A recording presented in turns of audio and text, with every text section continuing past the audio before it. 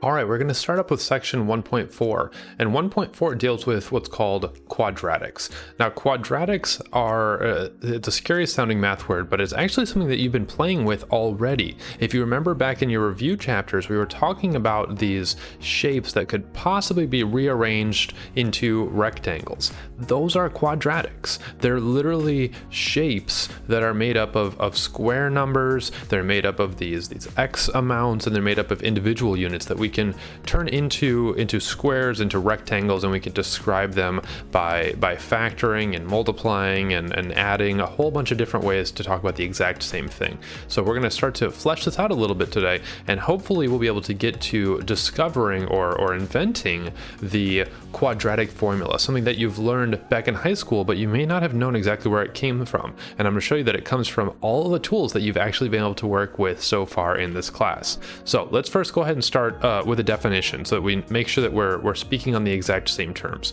What do we mean by a quadratic equation in one variable? There's a lot to break down there. Quadratic, those are going to be the equations that have your x squared component, they have your x component, and they have your individual unit. So sometimes in math, what we like to do is we like to write these out by using what's called a general form. So we could say that a quadratic equation is anything that has some x squares in it. So we could write that in saying, well, I have some x squares. How many of these? Any amount, really. We could have 5, 10, they could be negatives, they could be positives. So let's say we have an a amount of x squared. So we have a x squares that are all going to be appearing in this quadratic equation. We're also allowed to have those x blocks that appear. How many of those x blocks? Well, we can have those x blocks, and then how many? Maybe I'll say I have b amount of those x blocks. And then I can have some individual units. So I could say that I have c of these little 1 units that are floating around. That's maybe a little bit unnecessarily complicated, because why would we do c times 1? Why don't we just instead say c? Well, that's going to be then our what we'll call our general form of a quadratic equation. This is a quadratic equation. And we can see that it's in one variable because the only variable we have here is x squared, x, and then, well, no x's at the very end. This might seem a little bit confusing as to why we'd say there's one variable when we have a's, b's, and c's all floating around. And this brings up an important point. When you're talking through algebra, there's 2 types of variables. There's these unknown constants we have, which we're going to represent with letters. They're numbers that aren't changing, we just don't exactly know what they are.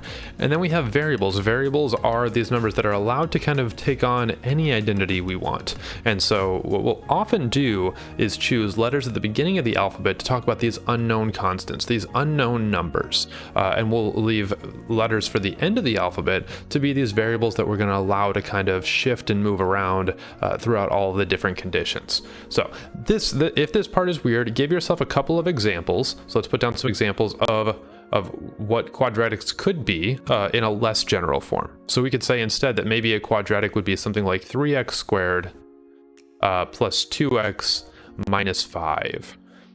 Okay, so there we have it. That's our a, our b, and our c, and it's a quadratic because I have x squares, I have x's, and I have my little unit blocks. We could also make this very complicated. There's nothing to say that it couldn't have fractions instead. So we could say that this could also be thought of as maybe if I wrote like 3/10 of an x squared block, and I had maybe 5/13 of an x, and then maybe I had negative 28 fourths for my units, or maybe 28, I don't know, 50 seconds. These would still work because I still have something that fits the form ax squared plus bx plus c, where a, b, and c are going to be real numbers. So that's working out just fine. Let's also give ourselves permission to really complicate this up. Square root of x squared, or sorry, not square root of x squared, that would not work.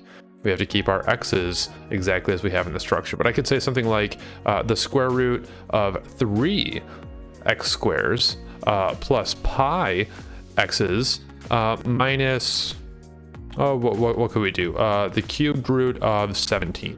This is a quadratic equation that fits the structure of saying that I'm going to have a real number a times x squared, a real number b times x, and a real number c. Okay, so how can we solve these kinds of problems? These problems, like we said, pop up all the time when we're dealing with geometry. They pop up with your x squares and your rectangle shapes. We're also going to see that they pop up a lot when we're dealing with shapes called parabolas, which will happen later when we get into graphing. Okay, so let's now see what we can do for this problem here. Remember that we're going to be trying to solve 6x squared minus 18x is equal to negative 12. If we were trying to draw this out, we could use all of the pictures that we had been using earlier to help us frame our thoughts. So if you recall, 6x squareds could be thought of as having a whole bunch of these x square blocks, and I'm going to have a total of 6 of them, in fact. And then I'm going to have 18 of these negative x blocks. And then I'm going to say that if I was to combine all of those, that would be equal to 12 of these negative 1 unit blocks. Now I'm going to say that's going to be a very difficult problem to solve, because I can't really think about how I would make a square and then also balance that with an x and also balance that with my individual units, but we did have a way of factoring these out when we were able to have them all on one side. So my suggestion is, why don't we try to get all of this onto one side and write this as 6x squared minus 18x plus 12 equals 0. So notice that all I did there was I filled in 12 of the holes on the right hand side with 12 piles, and I balanced that by putting 12 piles on the left hand side as well, or essentially adding 12 to the right to cancel it out and adding 12 on the left hand side to keep everything balanced. Okay, now we've got, let's see, we're trying to factor this. We're seeing if this could be turned into a rectangle. So we're trying to determine what the sides of my rectangle would be. I know that depending on the sides, I'm going to get 6x squared is going to be kind of up here in this part. I know I'm going to have my 12 that is going to appear down here, and then somewhere between this and this is going to come out to my negative 18. Remember that we worked with these problems when we were dealing with factoring back in the last section. We had diagrams that were like this. Okay, so let's see what we can do. 6x squared, what can we kind of break that 6 into? 6 can be broken into 1 and 6. It can be factored into 1 and 6. It can also be factored into 2 and 3. Great. Now let's think about 12. 12 can be factored into 1 and 12. It can be factored into 2 and 6, 3 and 4. I think that's about it. Okay, so now we're looking for combinations of rows over here with rows over here that might be able to get us to 18.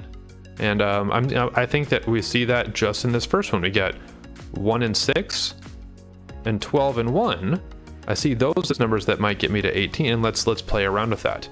If I put the 6 up here, so I've got 6x, and I put an x here, and then I said, okay, I need to have the 6x. I'm going to perhaps put my 12 over here then, so that I have 6x times 12 gets me 72x. Oh no, that's gonna be way too big. We don't want that. Okay, gotta relocate the 12 the other place. We'll put the 12 on the top. So 6x, and then I have plus 12. And then over here, I'll put the other one, plus 1. Now I've got 6x squared in the top left. 6x times 1 gets me 6x. 12 times x gets me 12x. And I have my 12. So in total, this is 6x squares, 18x's, and 12. Exactly like what we, not exactly like what we had. We have to make the sign negative. Okay. Perfect. So now I've got x and a negative 1 gets me negative 6x, and then 6x minus 12 gets me negative 12x. Perfect. Now I have 6x squares, a total of negative 18x's, and 12. So I can say that this entire expression can be rewritten as 6x times, or 6x minus 12 times x minus 1 equals 0. Okay, so we're moving. We started with this line of work. We've now gone into this line of work, and we're making progress. Okay, good. Why would we have wanted to do that? Yes, it makes everything look differently, but let me show you the real power of being able to turn an addition statement, which is what we had right here, into a multiplication statement, which we now have down here. If I know that my multiplication statement equals 0, that just means that if either this parenthesis or this parenthesis equals 0, the whole thing becomes 0. right? Because if I multiply by 0, I get 0. So what that means is that if 6x minus 12 becomes 0, then the entire statement above is true. Or if the x minus 1 is 0, the entire statement above is true. So there's actually two different ways that I could have the above line work. I could have x minus 1 equaling 0, and that would zero out the entire expression, or I could have 6x minus 1 equaling 0, and that would zero out the entire expression. Okay, well, when does that happen? 6x minus 1 becomes 0 when 6x is equal to a positive 1. In other words, when x is equal to 1/6. And then x minus 1 becomes 0 when x is equal to 1. So those are my two solutions to my initial equation right up here. If x is equal to 1/6, this entire expression will hold, and if x is equal to 1, this entire expression will hold. But let's not take my word for it, let's double check it. I'm going to do this one in red. So if x is equal to 1, and I try to double check my work, so I'm going to say here's my check work down here. I'm going to put in 1 every time I see an x. That'd be 6 times 1 squared minus 18 times 1 would be equal to a negative 12. Well, 1 squared is 1, and 6 times 1 is 6, so that's 6 minus 18 equals negative 12. Yep, absolutely. Negative 12 is equal to negative 12. So that is a number that causes my original scales, my original equation, to balance out. Let's now try it with the 1/6. So 1/6, so it'd be now 6 times 1/6 squared minus 18 times 1/6 equals negative 12. Okay, so then that would be, let's see, how could I simplify that up a little bit?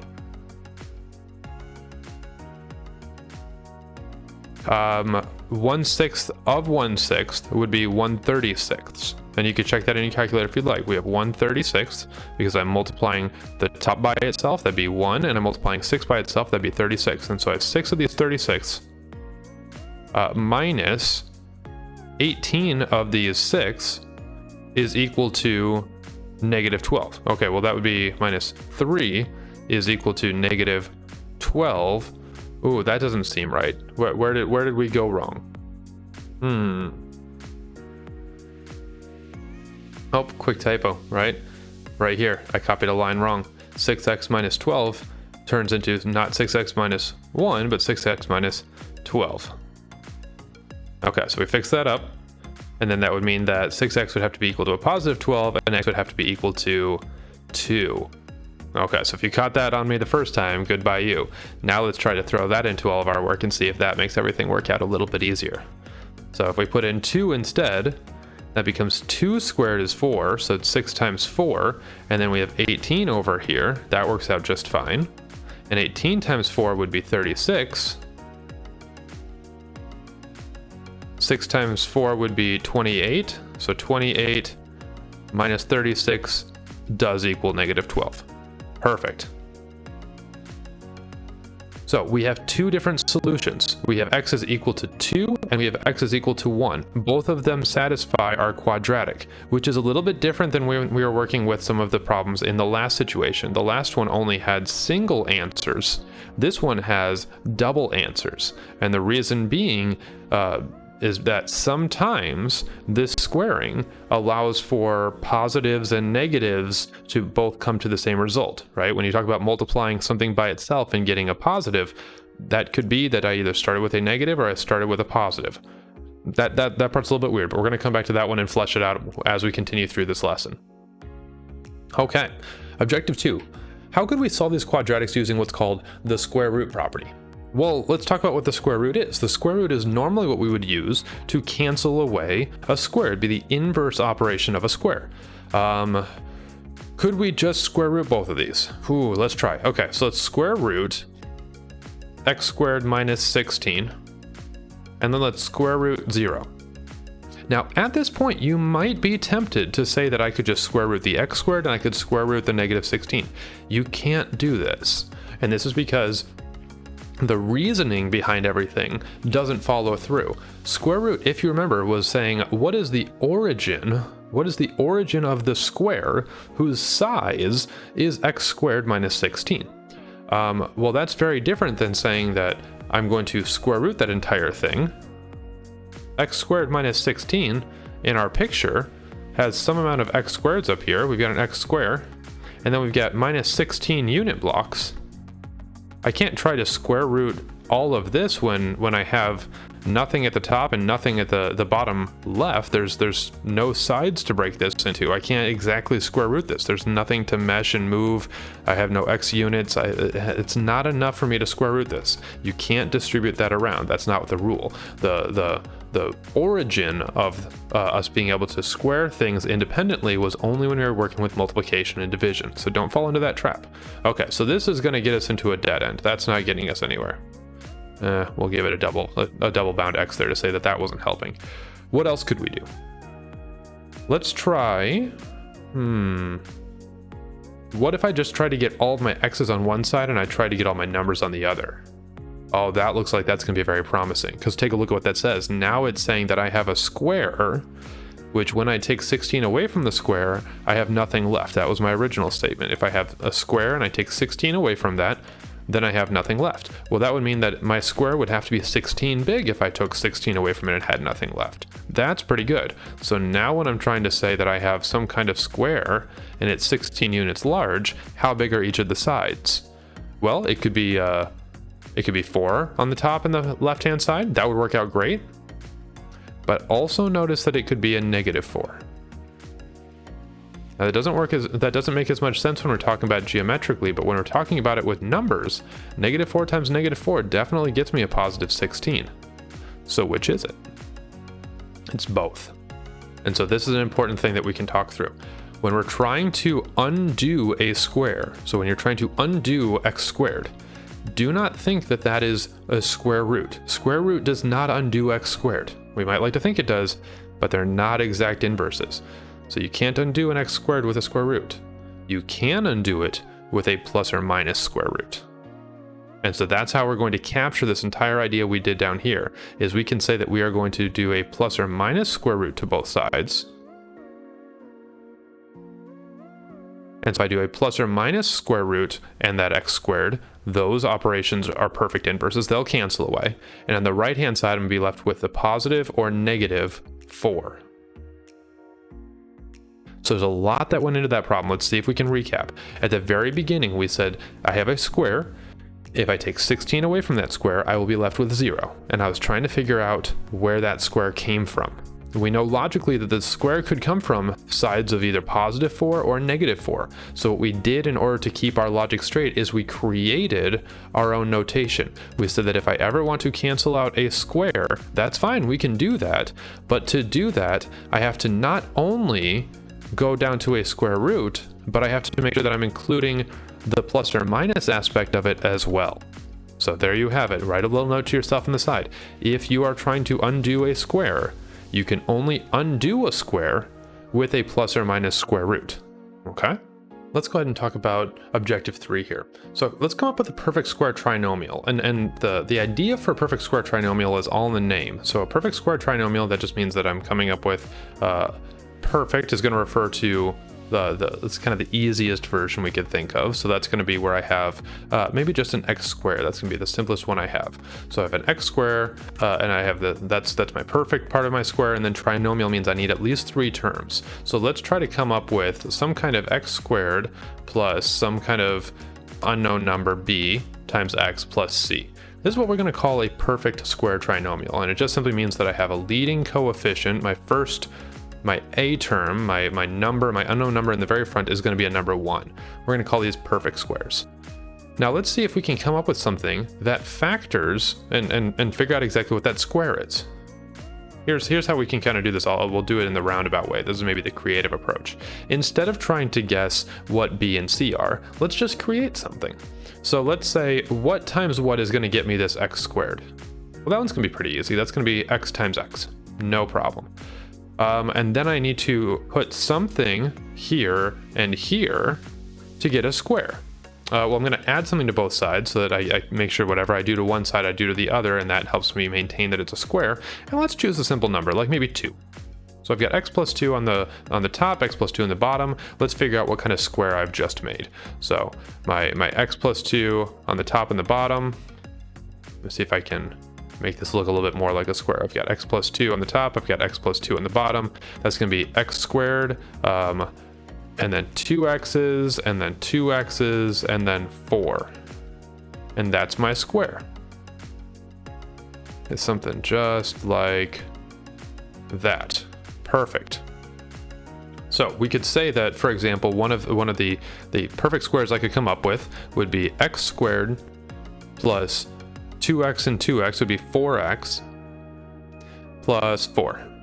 And if I ever wanted to factor that, that just means write it with its sides. That'd be x plus 2 used to make a square, squared. Okay, great. Could we come up with some other ones? Sure, I'll give you a few, and you can verify what you think they might factor into. I'll say x squared plus, let's do 6x plus 9.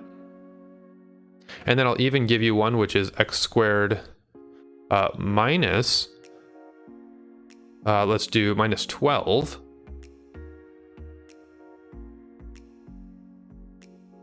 X plus 36. So both of these are going to factor into something in parentheses squared. And I'll even give you a hint on the first part. There's going to be an x for the first part.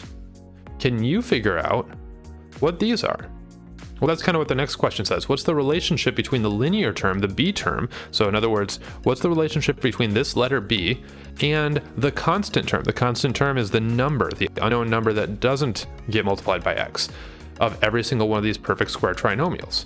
Well, let's see if we can do it for this one, and then we'll test it with the others. So how do I go from 4 to 2? Well, if you remember, my 4 was part of my square. It was the bottom right-hand corner of my square, and it was going to come from something times itself.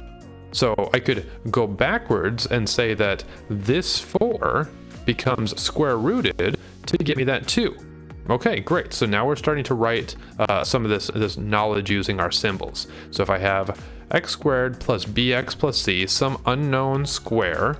So if I say this, if this is a perfect square, then it can be rewritten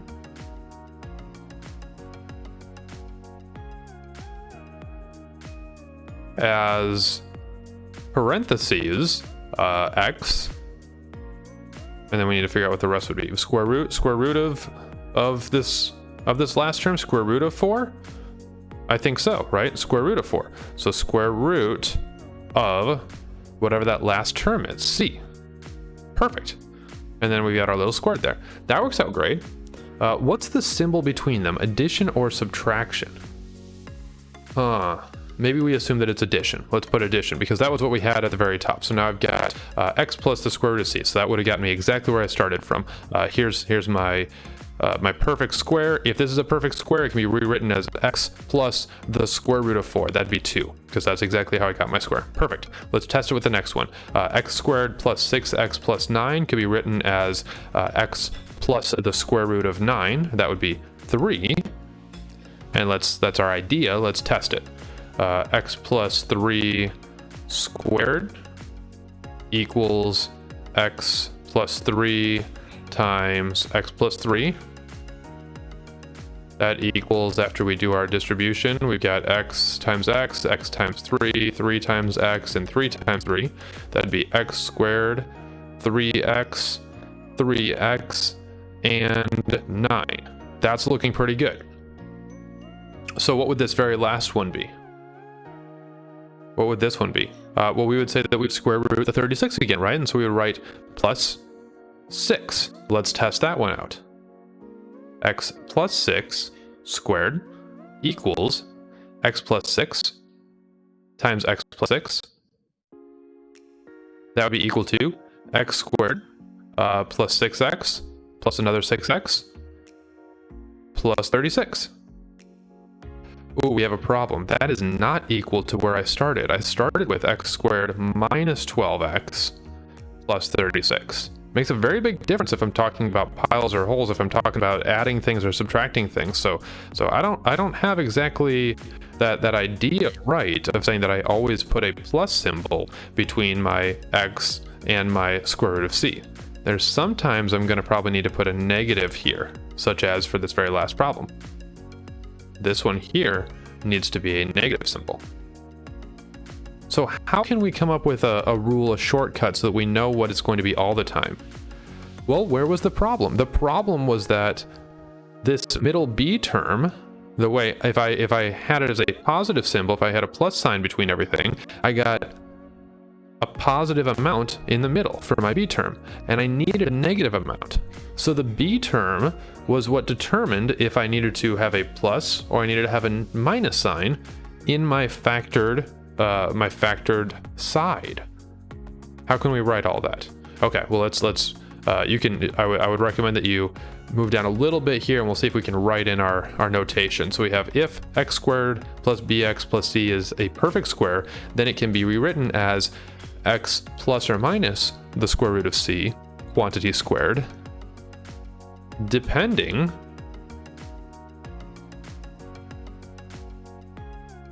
on whether b is positive or negative. Now, this may seem like a lot of technical jumbo, but really the idea here being, again, is that if I have this number in my diagram and this number in my diagram, that's enough to get me the quantities, the numbers for my factor tree, so that I can begin to structure out my logic. But it's up to these parts of my square to tell me whether or not the symbol is positive or negative at the top and the sides. And that's exactly what we've written here. It's just that now we no longer need the pictures to talk through our thoughts. Now we can do it even if we look straight at an equation.